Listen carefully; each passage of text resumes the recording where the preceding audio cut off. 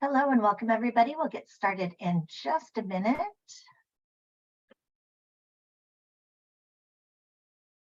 And Matthew, I'm going to make you a panelist now because for some reason that didn't go through.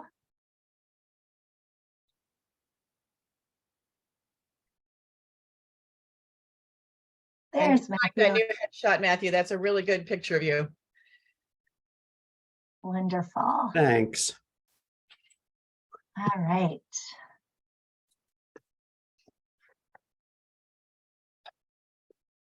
And we'll give it about one more minute. Hi, Matthew. It's good to see you. Hi, Amy. How are you doing this morning? I'm doing all right. I'm doing all Good. right. I always look at your bookshelf behind you and I'm like, wow, look, I have so many of those books. You and I have many of the same books on our I did shelves. strategically stack a few books for today, so. Don't we all? I mean, I didn't hear because my big bookshelf's downstairs, but I figure you all can just enjoy Spock. But I can see that the black rectangles is prominently displayed, so. I do that because, I've learned after 15 years in this business, sometimes maybe I should talk about my books, or I never know me. I never do it. Like when I go into schools, people are always like, I thought you were going to talk about your books. I'm like, nah, I'm here. I'm not going to wait. Like if young people give you an hour of their time, or any people for that matter, but especially when you're in school, if young people give you an hour of their time and they're busy, don't waste it by giving them a commercial. That's how I always say it. All right, well, let's get started. Okay. Thank you everybody for joining us for the third webinar in our fall series. The series theme is Trauma and Healing, Teaching and Learning in Today's Climate.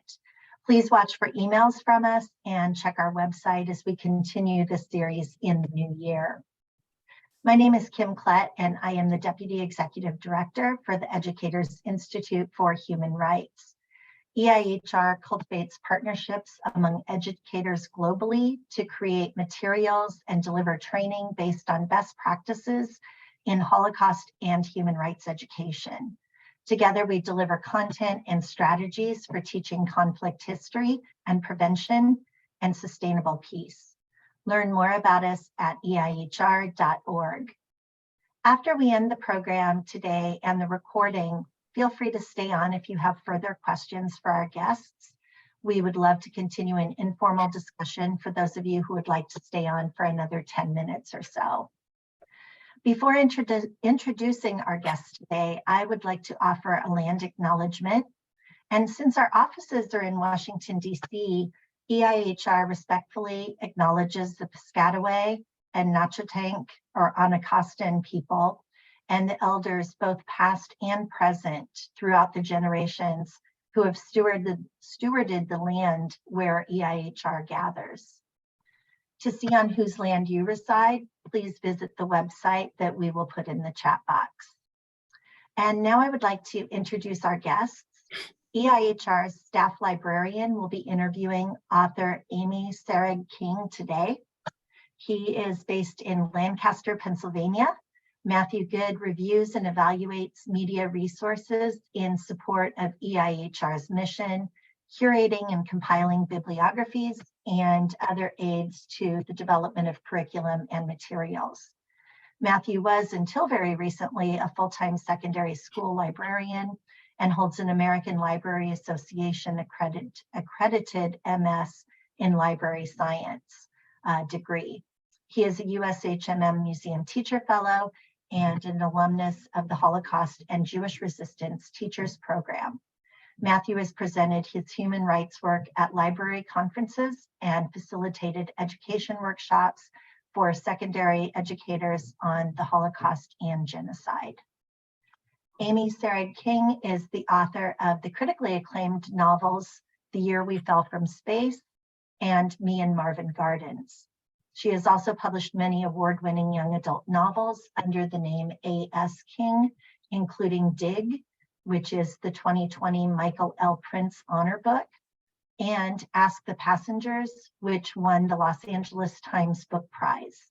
She is a recipient of the 2022 Margaret A. Edwards Award for a lasting contribution to young adult literature and lives in Pennsylvania with her epic kid. Visit her website at as-king.com.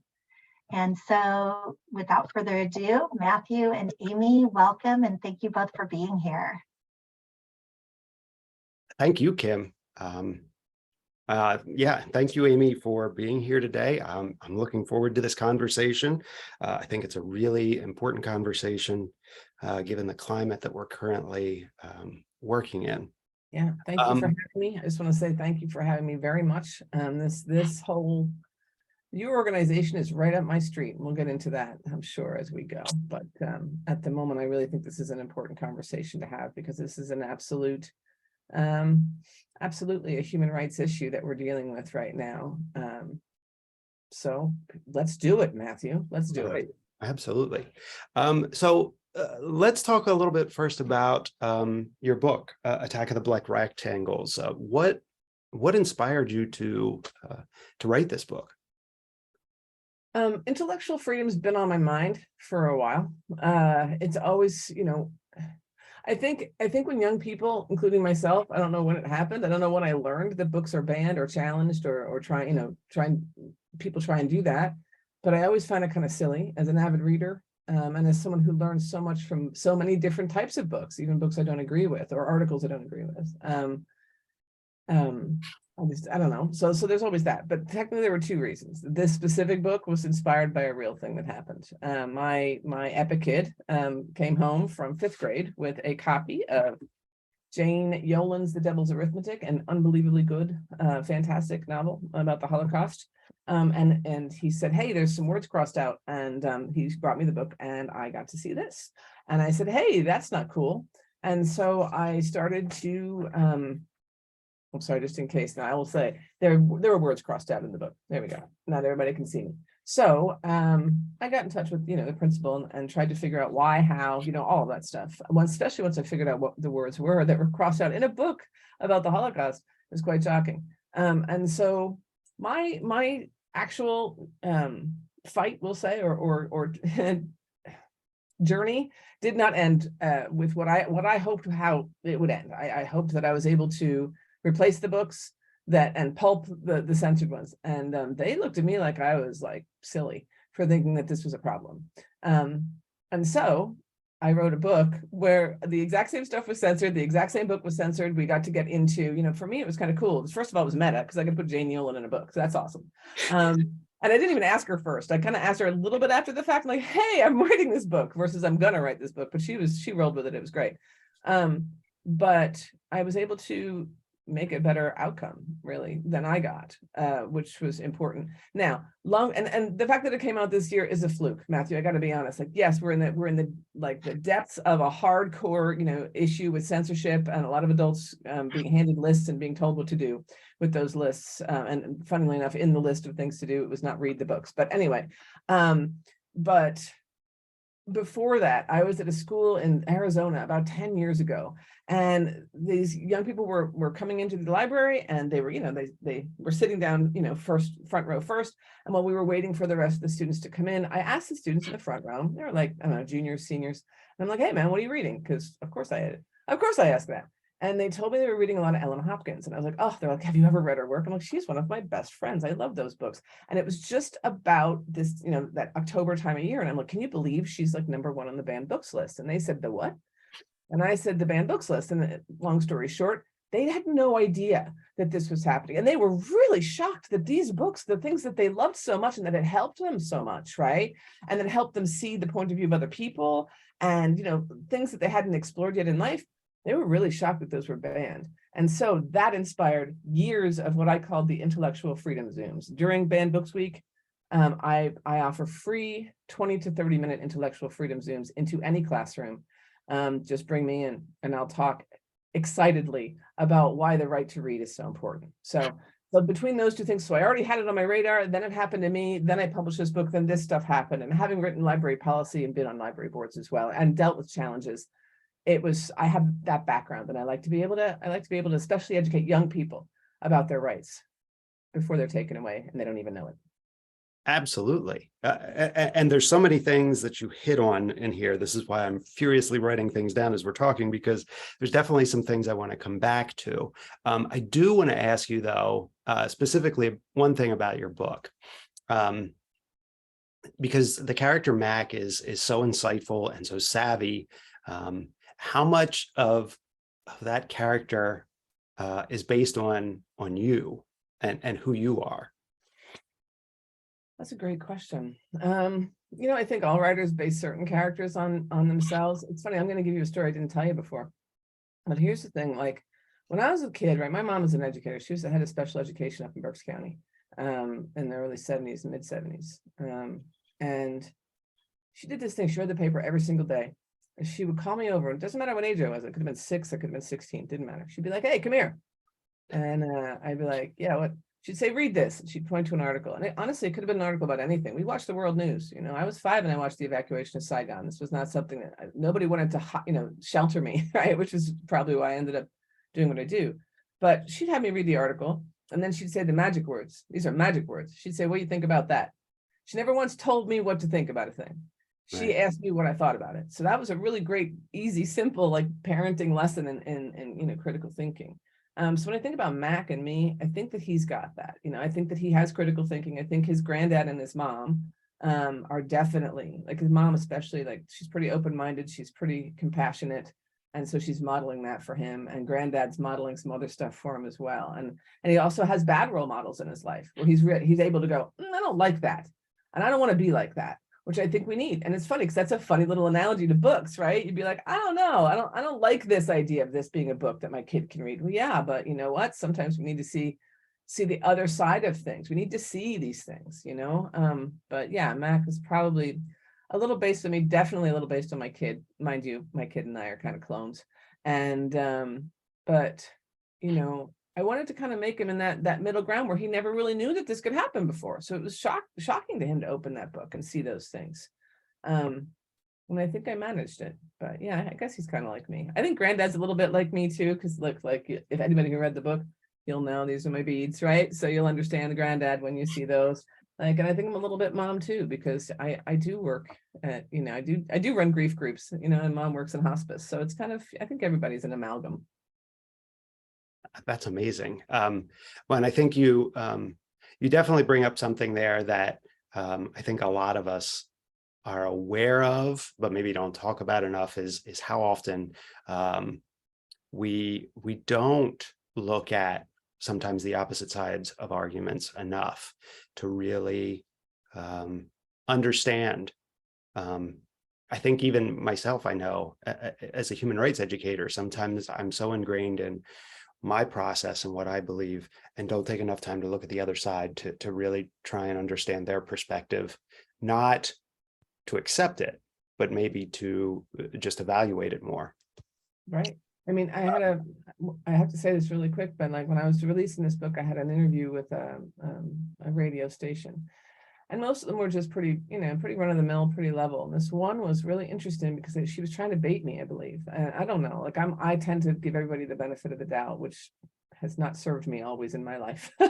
But she kept saying, she came in, she's like, well, we'll just figure you out right away by asking you this question. And I thought, wow, I didn't know there was one question, you know, that could figure me out. And she said, which books should be banned?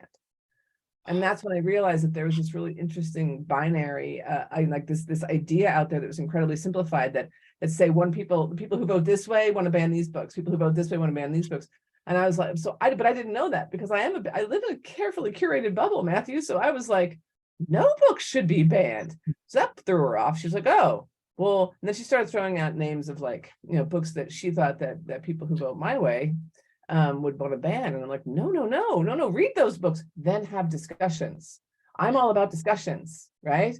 But then she said, but what about Mein Kampf? And she didn't know who she was talking to, because I was like, oh my gosh, I said, my whole life study is hate. All I ever want to do is figure out why people hate. And there's many deep reasons why why I have this, but a book like Mein Kampf is a key to the lock. How am I supposed to figure out hate if I can't see it and see what it looks like covertly on a page and how it represents nationalism and patriotism and all these other things, how they dress it up? That's how we learn, right? And then she didn't know what to say to me. But anyway, it's interesting, isn't it? How looking at the other side, they think there's another side, and it's just that simple. It's very black and white. It's not black and white at all. We can learn from everything, even terrible things. There are no bad parts, as they say. Absolutely. And I mean, again, that is such a valid point, especially in today's very divided, divisive sort of political culture. It's like, on one hand, they're saying, well, you wanted to do, get rid of Dr. Seuss, or, writings by Mark Twain, or Harper Lee's To Kill a Mockingbird because of, and it's like, no, there are just things that we need to clarify when teaching and addressing those novels. Absolutely. Absolutely. So, well, what is, as an author, what's been your experience with banning or challenging of your books? When I went on tour, and I've never been sent on a tour like the one I was just sent on, and it was still mild because of the pandemic, but when I got sent out for the Attack of the Black Rectangles, you guys, I'm usually with teenagers. That's usually my wheelhouse is high schools, usually. But now, because I'm writing middle grade work, I get to get into, schools with younger kids. So I got to say to a lot of 4th and 5th graders this fact, which was, I get a lot of letters in my inbox, Matthew, and they all start with the same sentence, and the kids are rapt, they're looking at you, you're like, ah. And I go, I didn't read your book, but, and then there's shock on their face. And I was like, no, check it out. They're proud to have not read my book. I know. Like, I would never read such a thing because I heard this about it. And I was like, oh, yeah. So they were very confused. In fact, if I was to poll all the young people I saw in those age groups, from 4th grade to 6th grade, not one of them wants any of their books banned, any books banned. In fact, to this day, I was working with David Levithan on this one, but there's never been a teenager or a young person who's put a challenge forward for a book, just adults. Now, my experience is that my books get banned. They get challenged. Nothing like people like my friend. There's plenty of my friends are kind of high up there on those banned books lists. And I am not. So I always feel like, well, sometimes they need to go into hiding, especially during Banned Books Week. I have friends who have to turn off their social media and all of this because people are terrible out there. So I feel like I want to go out there and help them by educating. But yeah, my experience is, people write me crappy letters. And anytime I've tried to sort of help a school board decide not to ban my book, it doesn't work either. So it's just, I get books banned. It happens. And it happens weird times, weird places, weird books too. They pick the strange ones. One of the weirdest things is that list that came out of just Texas last year. That was they must have gotten that list from a great LGBTQ book, reads that somebody put on ALA, because my book, Ask the Passengers, has been out for 10 years. And I wrote it with several ideas, but one was that I never wanted to get any hate mail for it, because, who wants, it happens. It's a reality of being a writer, but it's a book about a lesbian awakening. And I'm going to write this so heavily about love, that no one will send me hate mail. And to this day, I've never gotten hate mail for it. No one's ever, complained about it. And then it ended up on that list. And I thought, that's just because they looked for lists of LGBTQ books, which brings us to the main problem and the main crux of this whole thing. This isn't about, I read a book, I'm not sure it should be, around kids. It's about, I'm a bigot, and I don't believe young people should have queer material about queer people around them, even though they have queer young people around them every day. Their parents, for some reason, have an issue with this. So I think this is where we step into the real conversation, which is this really about books and publishing and what we're really reading or writing, or is it just about other people's bigotry? So my experience is that the biggest one that's on the list is the one that has to do with bigotry, but the ones that are banned, I'm not quite sure why they're banned, to be honest. Dig is one because it talks about race. It talks about whiteness specifically, and it talks about the white supremacy as a reality, which of course it is a reality, but so Dig tends to get challenged and just pulled. But then there's also soft censorship, which we won't get into today, but there's a lot of books missing from the shelves just because people don't order them because so-and-so heard a thing, right? I had a librarian say to me, oh, I couldn't order that one. And I'm like, oh, why? Oh, my principal read the Amazon reviews.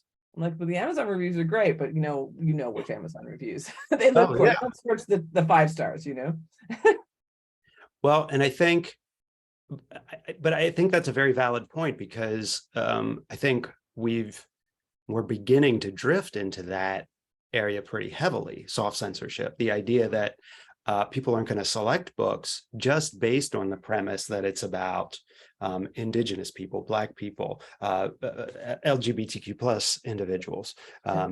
And, you know, there's been a lot of research that looks at inherently the whiteness or the racism that exists in the publishing industry to begin with. And now we have this backlash against books written with these characters in mind or written by these authors. You know, so which leads directly, I mean, you know, look, book banning and censorship isn't new. I mean, it's been around for centuries. And I think you really hit the nail on the head, but I think it's something we should talk about a little bit more is like, what has changed in the last 2 years, 3 years that has brought such vitriol? I mean, you mentioned bigotry but the sheer number of challenges and bans that we're seeing is just unprecedented. If you look at PEN America and the American Library Association, they both have documented well what's occurring. And I know, I mean, I could talk about the historical implications, but I mean, what is bringing this all about? Like, yes, bigotry, but why? I think there's several things, right? So we have to look at sort of, we'll go back about 7 to 10 years, and we'll look at those exact studies. They've been looking at the makeup of publishing and why representation was so bleak. It was bleak. It was a very white, especially now. Don't forget, I teach and work in children's lit. Like that is my wheelhouse. Okay, so so when we look at picture books up to young adult books, and even crossover books that adults read, that we read in school, like oh my gosh, I can see the cover of it right now, but it just left me. But whatever. To Kill a Mockingbird's a great example, right? But that's an old one. I must going for something more. Oh, Kite Runner, those kinds of things, right? So if we start looking at books that basically young people are reading in schools, whether they're they cross over or not. We need diverse books as a really great organization that started to really rally for all kinds of things. First, getting the data, figuring out, how this representation is imbalanced and how we could fix it. And then publishing answered by publishing more books by people of color, by every type of marginalized group you can think of, really trying to get those voices out there, especially in young people's literature. Really, really important. And is it any wonder that there's a backlash, right? Because suddenly there are more books out there that tell the truth about the Black experience in America, let's say, or that tell the truth about the Native experience, or tell the truth about the queer experience, or the trans experience, or the, so many different little nuances, because we're trying to give young people mirrors, right? We're trying to give young people a place where they can see themselves, or sliding doors, or, there's all this, you could talk about that because I forget the whole spiel on that one. But basically, if it wasn't for a book that's sitting right over there, I wouldn't have become an author, but I also wouldn't have turned into the person I am today, because I saw myself in a book. I was able to go, oh, and it wasn't even me, it was just my situation. In fairness, that the book that changed me had a lot to do with the adults that were in the book, and they reminded me of the adults that surrounded me, right? Anyway, so what is it, right? So I think, well, first of all, there's a backlash. There's that bigotry is always there. That's true. It got organized. And first of all, there were these lists. The list got sent. And, I don't remember when the first list came from that representative down in Texas, who didn't read any of them proudly, but got these, I guess he got his aides to maybe put together lists based on ALA best, best books lists. So, and so, and then the after that, the one that shocked me though, okay, so in the meantime, you also had a pandemic, and you also had a group of people in America who were naysaying the pandemic. There is no pandemic. It's a scamdemic. Guy on my main street, just a block up here, wrote scamdemic all over the sidewalk outside of his house, right? Scamdemic. And they didn't want vaccines. They didn't want a mask. They didn't want to stop a pandemic. It didn't matter that 1 million people had died in our country. didn't matter. I guess no one close to them had. I don't know what to say. So you're looking at some kind of political gain, and a political sort of movement too. So suddenly a political party didn't want to stop a pandemic, and then they got organized to not wear masks anymore. And then suddenly when the mask mandate got lifted, the hyper focus went onto books. So that's sort of like the mechanics of how it worked. But the why?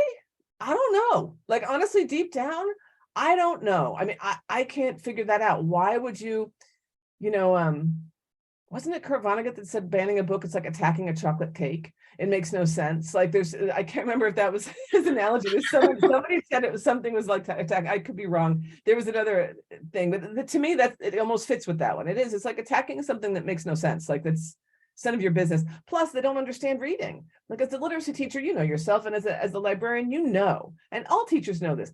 We all self-censor, not just kids. Kids self-censor, but I also self-censor. If I don't like a thing, I stop reading it. If I'm made uncomfortable by the content in anything, I'll turn it off. And our schools have opt-out, programs. Like, so no one's forcing young people to read these books. So this is, I mean, it does then just come down to bigotry, and especially bigotry against, well, strangely enough, I think that was the thing. The one that shocked me was the York School District down across the river from us. Okay. That blew me away, because when I looked at that list, and I didn't see that list until it was sent out by my college. Okay. So I teach grad school. And so a bunch of my prof friends were on that list, and they write like middle grade mysteries. Like there was nothing weird and like wrong in those books. I couldn't understand it. Like not to say I could understand any of the others, but what got me was, and that's when I realized that over 50% of that list were simply Black authors and simply Black characters. And that was it. And then that was like, oh, this is very obviously racism. Like this is very obviously big, it goes beyond bigotry though, doesn't it? It's one thing to hate your neighbor. It's another thing to make your other neighbors, like to want your other neighbors to hate that neighbor too. It's very strange. To me, it doesn't make a lot of sense. It really is. But I think it goes back to, and you brought this up earlier, this idea of whiteness, that is it fear of, this idea that is out there that, that as white people, we're going to lose our power, our influence, and all of that sort of nonsense. And it's there's a great quote that I used to have on a poster in my library that talked about, just because another culture is different doesn't make yours less important, and I think for some people that's an actual fear, is that somehow, this is going to erase white culture, which I quite frankly find ridiculous. But there's a question that came up that you started to touch on, and I know I have a response to it, but I want to hear what, it says, do you see a difference between banning books and consideration for age appropriateness? And you started to talk a little bit about this, about, determining what you will and will not read. And, but what are your thoughts on that? Further thoughts on it, I guess. Age appropriateness is an interesting concept in this world, right? The world has changed since I'm 52 years old. I went to school in the 70s and 80s. We didn't have the internet. We didn't have cell phones. We didn't have any of that stuff, right? So different, right? But we did still have naughty books, naughty magazines. You had some friends who could get their hands on those, that kind of stuff, right? But it was weird to have that, to try and find those sorts of materials. But when you went to the public library, I guess you could find some steamy stuff. I was never looking, because I'm a nerd. I was just looking for weird projects to do in my garage. But when it comes to age appropriateness now, first of all, I can say from the publishing side of things, look, picture books are picture books. We know who is going to read those. Never could we, there's a myth going around that there's kindergartners are being taught sex manuals. Okay, let's just start here, okay? Because that's the big one. Everybody, my neighbor said it to me when I cut down my hedge. I do it every year. I trim it down, and there she was, because tall fences make good neighbors. There she was, and the first thing we started talking about is how kids are learning sex manuals in kindergarten. Like, no, they're not. First of all, I don't know a kindergarten teacher who would ever do that. I don't know an author who would ever do that. No publisher would do that. That's not real. That's so far from reality. And that's what we're finding right now in our media and in our politics. Okay. We went from, okay, yeah, definitely two sides, divisive, whatever. But around 2015, things went from here to a totally different place where suddenly we're, you know, the thoughts and ideas of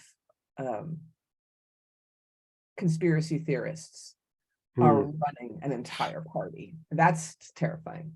As for age, so in publishing, look, a middle grade book is for around 3rd grade to around 7th or 8th grade. That's kind of where, you know, depending, we call it upper and lower. So when we're in publishing, upper is, you know, like The Year We Fell from Space, my book, like when I look at my own books, I can do this. I'm like, that's probably not for 3rd graders. I would say that's maybe 5th to 8th, definitely, right? And a 9th grader could definitely enjoy that too, right?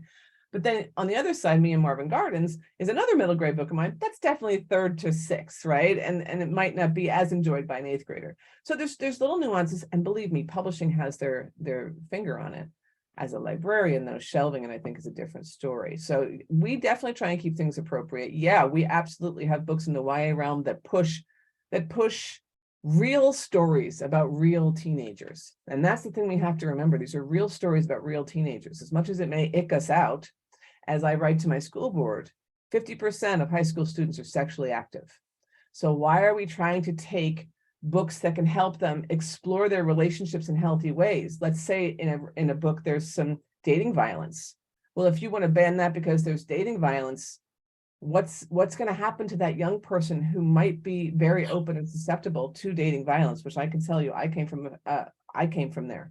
I was very susceptible to that. And we write books as authors so that we can maybe help young people not take those, you know, make the same mistakes we did. We'll put it that way. Why would those be banned because there might be sexual content in them? That doesn't make any sense. So it's, Matthew, what's your answer to that? I don't really know.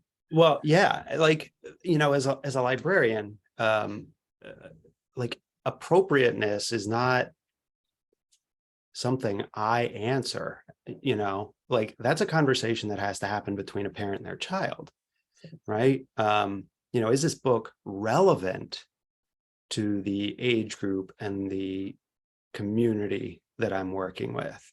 So, you know, 7th and 8th grade, yeah, it's age 12 to 14, but the maturity experience in there can run, you know, the gamut. I mean, yeah, I had kids coming into 7th grade that, you know, were very immature and very unworldly.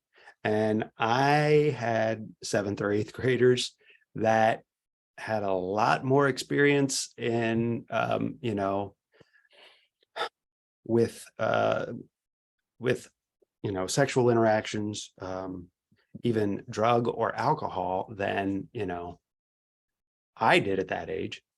And so, you know, I think it goes back to this idea of not every book is going to be the right book for a person, you know. Nobody, The Hate You Give is a perfect example. Yes. It's a tremendous book. And if, you know, if you sit and you read that entire book, that's a commitment. Nobody's going to sit and read that book just because they use the F word in it. Like, you can go, you know, you can go to Netflix if that's all you want to hear. Like, so I think for me, age appropriateness isn't so much as important as relevance and letting, you know, but along those same lines, yeah, I'm not going to put, you know, a book that's reviewed or published for, you know, 17, 18-year-olds in a junior high. It's still about making choices that reflect the age group that you have and making that determination. I'm going to say this because I brought it up in the very beginning of my answer to this, but you're looking at a group of young people who now see live internet pornography. The average age is 10. So if the average age is 10, I just spoke to 3 young people. I think I said this to you when we talked before, Matthew, but I talked to 3 young people recently, and we were just talking, and one of them was, they were in my house. We were doing cool stuff, right? And somebody said something about like sex, and then somebody said, "Ugh, no, I don't want to do that," and then there was like kind of a conversation, and then I came in. I'm like, "Look, I don't want to be weird about this, but I got to ask some questions." And I asked a few things, and the 3 things that they came up with that sex was violent, aggressive, and demoralizing. And I'm thinking to myself, you guys are all worried about these books in the library. What kind of psychological damage is the stuff you're not talking to your kids about? Because you're spending all your time at school board meetings screaming and yelling about books that you won't even read. But have you talked to your children about what they're seeing on the internet? Have you truly talked to them about that? And these sorts of things. I mean, that's the sort of thing that's going to change a person. And again, as someone who works with, with people whose education was interrupted, right, by trauma, that can also be considered trauma. In fact, our kids are, well, we won't get into that, traumatized every day in their schools by other things, but not by books. I don't think kids are one of those. And again, if it's about to happen, you will put it down. I think that's been proven by reading specialists for years. It's just, and to answer a bunch of the questions that are in the chat box, this is we have educators who are trained who know that, who understand self-censoring. We have educators out there who do this. No, the people who are challenging these books are not trained in these things. They are not, in fact, most of them, I mean, I would say a majority, as in like 99% of them, haven't read the books yet. Depending on the policy in the school district, to answer another question that's in the chat, and it was kind of a blob of questions, and thanks, Colleen, because this is all great stuff. It depends on the policy at the school district level, and I think a lot of school districts have had to come up with policy for reading boards, and having people on those boards that are not just qualified and educated in these things, but also members of the community, and members of the school community. So there's a mix, I think, depending on the school district. Everybody's policy is going to be different, same as every library's policy, I think, is going to be different. But I think that a lot of school districts suddenly have a policy, which is really wonderful because they didn't have one before. Just to go back really quickly, just to go into detail of what was excluded from the Devil's Arithmetic, though it's not a spoiler, but what was excluded in these 2 pages. Funnily enough, now again, I'm going to actually just give you a quick detail on this one. This is the first one. Only a phrase, which I find interesting. This is in the middle of a shower scene in a concentration camp where young girls are naked, freezing cold, and being screamed at by SS officers with rifles to hurry up. The main character believes she's going to die because it's a time travel story, hard to explain, but she believes that going into the showers is what it could be, right? Which is, her fate sealed. But in actual fact, water comes out of the showers. They get a little bit wet. They mostly just drink it because they're starving and dehydrated. And then the showers go off. These are young girls now, remember, and these guards are screaming at them to move into the next room. And so our character, Schnell, Schnell, the soldiers shouted, ushering them back without towels into the cold room. And this is what was censored. Head down, blank, Hannah walked through the line of soldiers. And the blank is with her hands over her breasts. So the word breasts was the problem, Colleen. And here, it was actually another reference to breasts. It was, she motions to her own undeveloped chest. There are harrowing scenes of violence and harrowing scenes of what the Holocaust was like in this book. And this teacher felt that breasts would make the boys giggle. And we go back to modeling mature behavior and what our jobs are as educators. We do have to model, right? What to do, right? So if the boys giggled, I would absolutely, and I've been in this position where I could go, well, hold on, why are you giggling? Wouldn't you do the same? How would you feel in that situation? And that's teaching empathy, right? So then that's another plus, and then hopefully we'll eradicate another book banner in the future if we teach some empathy, right? Right. Well, and you started to steer the conversation this way. So, our theme for this fall has been trauma, and you write a lot about trauma, whether it's the entire book focuses on that, or your characters are focused in a traumatic situation. Why focus on trauma? Well, it's the question of my life. Why focus on well, I'm a former, well, I don't know, are you ever a former literacy teacher? I don't think I am. I think I'm still a literacy teacher, though I don't do it actively at the moment. But I was a literacy teacher in Ireland for a long time, and most of my students, and that was really my base experience. That I was already writing novels at that point, right? But not getting them published. It took a long time to do that. But my students, I learned after a while, were struggling with certain things. Strangely, like you have a student who'd be flying along over here, and then suddenly the multiplication tables would just knock them out, and they just couldn't do them. They just couldn't. Like, it was like, you know, those moments in life where you're like, I can't remember what I'm supposed to do. You just stopped, right? I don't know if anybody here has been through trauma, but like you get that shock moment where it's just sort of a loud humming in your ears, and for some reason 2 times 4 is just blowing your mind, right? And that's what used to happen to my students. And then once we got to talking, and we used more class time for talking, not just me talking, but the whole class, suddenly they started to trade trauma stories. And then I realized that trauma blocked their learning. And so why trauma? Trauma blocks learning, not just learning in schools, right? Which you guys have to deal with all the time, but learning in life, right? I'm 52 years old. I'm learning a lot of stuff this year and last year, really big changes in my life, right? But the reason is because the trauma that I was blowing off my whole life, I was blowing it off. I wasn't facing it and realizing how many things it changed my brain. Trauma changes your brain. It's giant. Like, trauma is giant, and we don't talk about it in polite company. And we pretend we judge. We have a real judgmental society, and we point fingers out. But in actual fact, there isn't one family in this country that can, or in the world, that can say they're trauma free. And so having a trauma-informed sort of mindset as teachers and as human beings is really important. Why do I write about trauma? Because I'm a survivor of a great many things. And I've worked my whole life, volunteered and worked with survivors of a great many things. And why do I work with youth? Because most of the survivors I work with, what they survived prior to age 18. Almost most of my trauma survivor friends and student, they're all prior to age 18.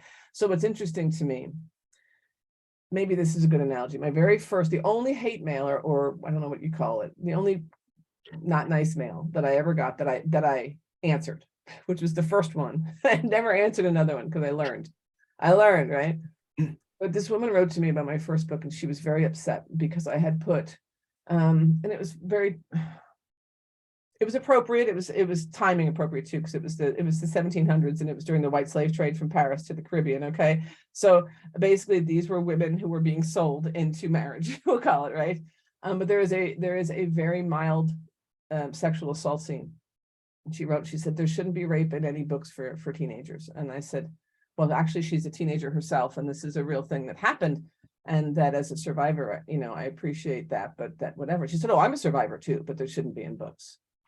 And I'm there thinking, wow, like, and then there's people who've written, this is the thing, I get the other letters. I get the letters from the young people who are like, thank you for writing about this. I'm really glad to see that this was here. I don't feel like a freak anymore, you know? So it's like, yeah. And then, you know, I write a lot of other things, but yeah, I mean, I absolutely want to write about trauma because that's the experience. And now there isn't a young person in a school who isn't experiencing trauma. If they're doing intruder drills, which they are here in America, that's trauma every single time. And I mean, I wrote a book about that before they did the data. Now I know the data. It's just the way it goes. And teachers, for that matter, not just students. Y'all are traumatized, and it's sad, but it's true.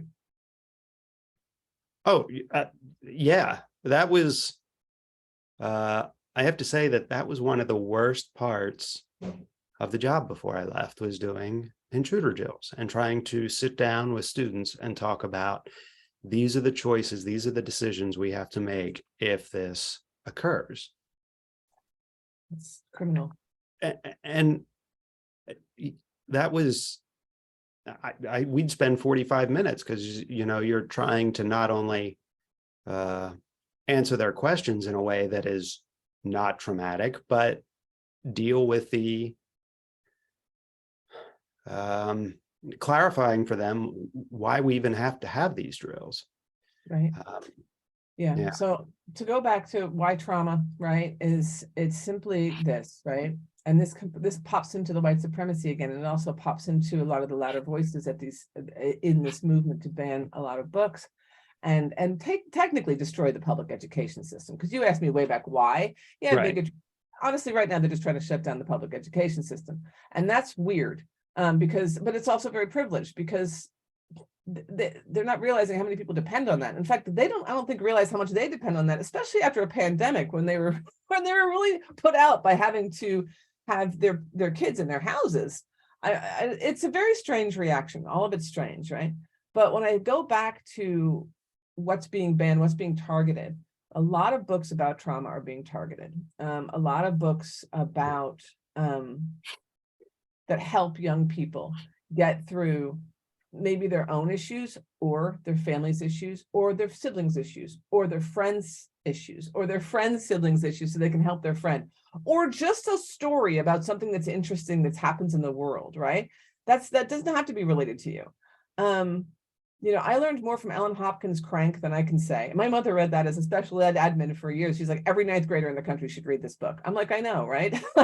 And then she was in her 80s or 70s when she said that. But it's like, I didn't understand meth. I don't know anything about meth. I'm not somebody who's ever been in that circle. I don't understand drugs in that way at all.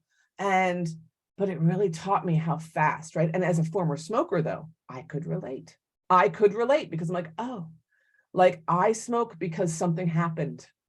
And that's why other people, get into substances. And we go back to trauma, right? And then, of course, what happens after in that book or in a lot of books about sort of substance abuse, you're re-traumatized and it keeps happening. And so it's an amazing thing to be able to be taught these things because we don't talk about them in school. We don't talk about the effects of trauma. We don't talk about addiction in the psychological way that's necessary, I don't think, because, well, we don't want to get into anybody's family life. That's for the guidance department, which, by the way, it's not. They seem to be doing more college stuff anyway. So there's really nobody in a school unless you have a mental health sort of initiative that is going to help young people with their trauma, which is why books are the #1 way. And that's why when I go into schools, I don't sell my books. I talk about trauma covertly, right? And positively, like to bring, like, look, I'm living proof that you can live through anything. I swear to God. And I don't tell them what's gone on in my life. I just say I'm living proof that you can really do anything with your life, no matter if you graduated and nearly didn't graduate high school, or also if you've been through hell, right? And I just don't say it that way. but books are that old style 70s, what we always thought the guidance counselor was, books are the safe space. The libraries are the safe spaces now in schools. And that's what I think these people don't understand. And I think they believe that if kids read about trauma, they're going to be upset over it. And I know that there was a really kind of notable some commentary that came out of a school board meeting in Texas. Yes, books do save lives. Rock on, darling. But this woman, her daughter had read Melba Beals. I've completely forgotten which group it is. Anyway, it was a book, and it was about civil rights, right? And the student had read it and she was upset. She was crying, and she said to her mother, like, oh my gosh, like we were terrible to Black people in this country. Is this why people were so angry when George Floyd got murdered? And her mother was there at this meeting, and in her own words, this is direct quote, she's like, well, we didn't even talk about that George Floyd thing. It wasn't really part of anything that we, it had nothing to do with us. And I thought, that's it. That's the problem. You don't think that what's happening in your country to people who are just to people, like, do they just have to be white for you to care about them or what? Like, and so it was none of our business. And so I wrote a speech recently this year and I was like, it goes between what my mom used to say, which is, what do you think about that? To, well, it's none of our business. Which one are you going to be? And as a school, every school has to be, what do you think about that? That we do. We can't tell people otherwise, unless you're a religious private school, and do what you want. Well, and yes, Melba Beals was one of the Little Rock Nine. Thank you. Little Rock Nine. Yeah. Right over my head. I was working too late last night. I thought it was, but I had to Google it quick. But no, I think you bring up so many. I mean, this could be a 4-hour webinar, but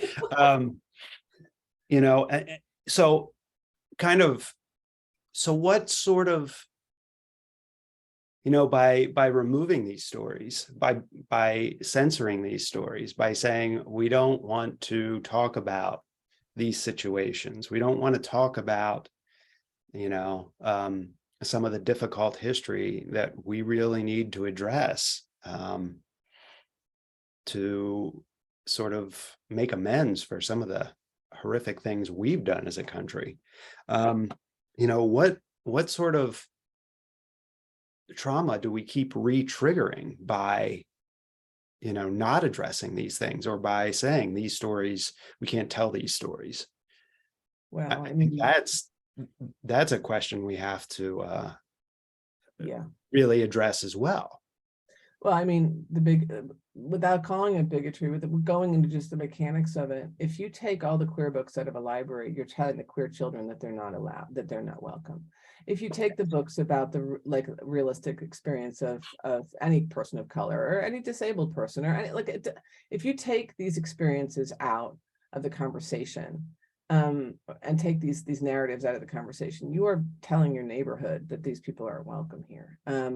And I think that's one of the most shocking things, because I'm seeing people double down, so book banners, I mean, they double down when you're like, yeah, but you're not welcoming this is a terrible thing to do to young people. And especially I know recently, people will bring up the delicate nature of queer young people, right? They'll bring up the delicate nature of hey, look, this, trans kids have a really high, suicidality rate. Queer kids have and the first thing that people will say to board meetings, well, screw them then. They're too weak. We don't have weak kids. And I mean, that's where I can't go. I work with suicide loss survivors.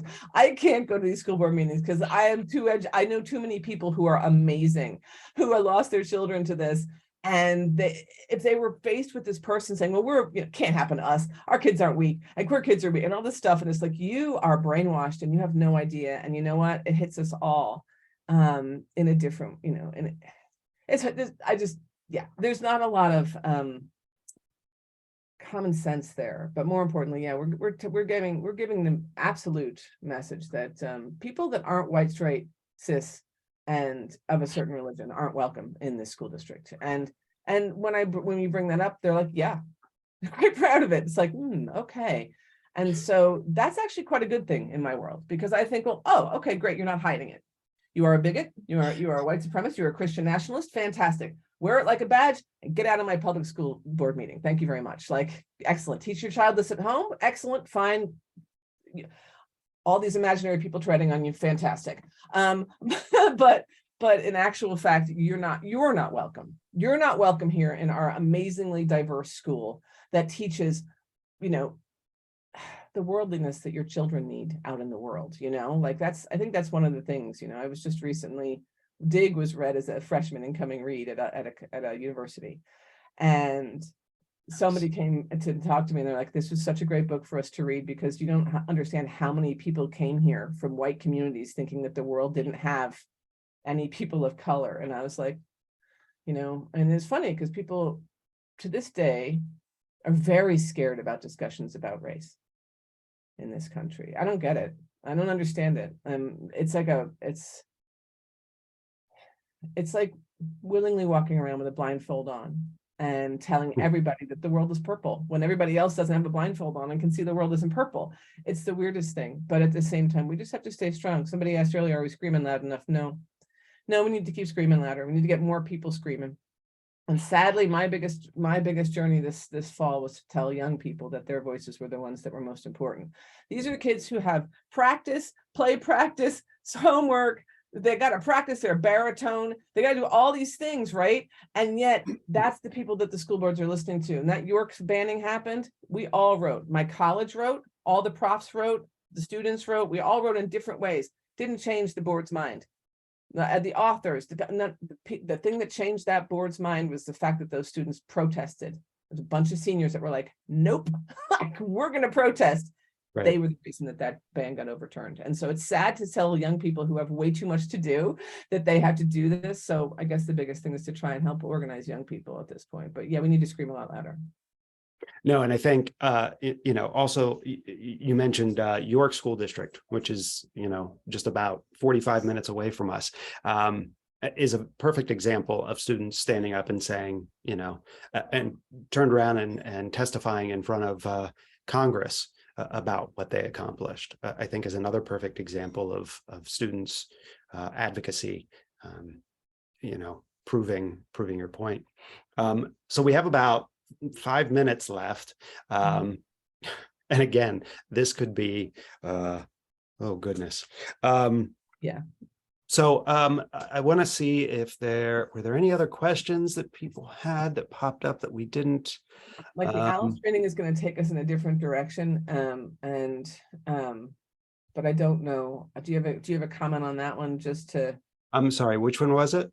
It says, anyone here do ALICE training with simulations? I think that's about intruder drills, isn't it? Yes. So, I had done ALICE training a couple of years ago, but I never went to any of the live trainings.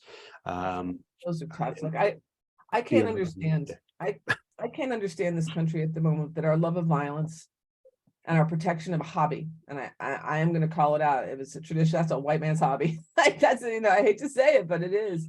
I'm not to say that other people don't do it. I know they do. Like I'm just saying that it originates there. Like this idea that we are just so in love with violence and we will protect it at any cost. And the fact that we're still voting for politicians that are doing that. Like we have lists of how much money these people are being given by this organization. But should we even have an organization like that? Like, isn't it weird that we have that? And then we get that's where we get back into the sort of, well, free thought, right? And so I went to summer camp when I was a kid. I'm a lifetime member of the NRA, right? They gave me this little badge, and I got like, and there's my parents, right? Like never hunted or anything, and I'm getting the American Rifleman magazine free for 2 years, and they didn't say a word, not a word. They never told me what to think or what to feel. I sure like shooting targets. That was great, but I'd give all that up. The fun I had on the range, oh my gosh, if they said, oh man, this would save kids' lives, I'd be like, yep, I'm in. Like that's fine. I don't care about shooting things. So I don't understand the mindset that doesn't go with that. Absolutely. I wanted to go back. Colleen had asked here, how does this practice in a group of people at the department level, uncertified educators, board members? So Colleen's asking about how are some of these decisions made? That was back to like the reading, like the policy I was talking about before. Yeah. And I know that's so board level does create policy, and then that policy is implemented by curriculum directors, classroom teachers, which also ties back into a question Kate had asked. How do we, age appropriateness? If you're talking about materials that are being used in a classroom, that's different than materials that are available in a library. Very. But there's, in my former district, and as far as I know in Pennsylvania, Policy 105 allows any parent to opt their child out of any content that they are uncomfortable with. I don't know what the board policy is in other states, but so if you, question whether your child should be receiving sex education in 6th or 7th grade, you have the ability to opt them out of that. If you're uncomfortable with a novel they're reading, I experienced this. They were given an alternate novel, and I had students come to the library and do independent work that took the place of that classroom conversation and discussion. So the public school system is not like a rigid entity where you have to do everything.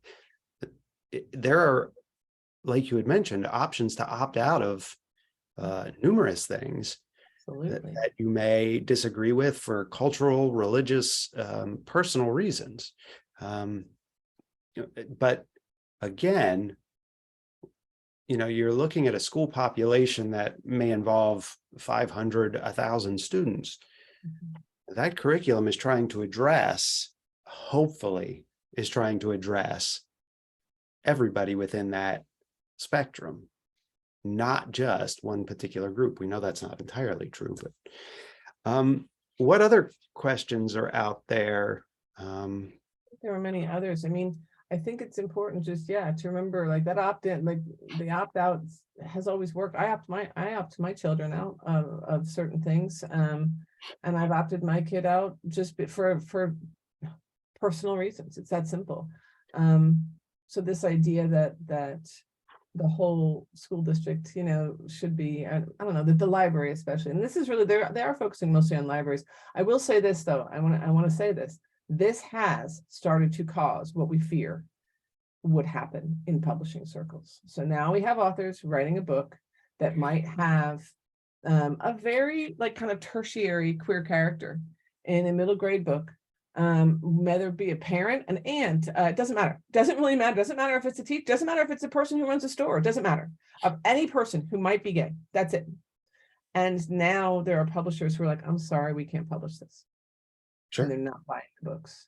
So what We Need Diverse Books did, now suddenly we can't do what we want to do because we know that the librarians are in a position where they can't purchase the books because the pressure, et cetera, et cetera. And so, you know, if someone was watching this, like, and saying, oh, you know, are we, you know, from the other side or whatever, if somebody from that side is like, oh, yes, it's working.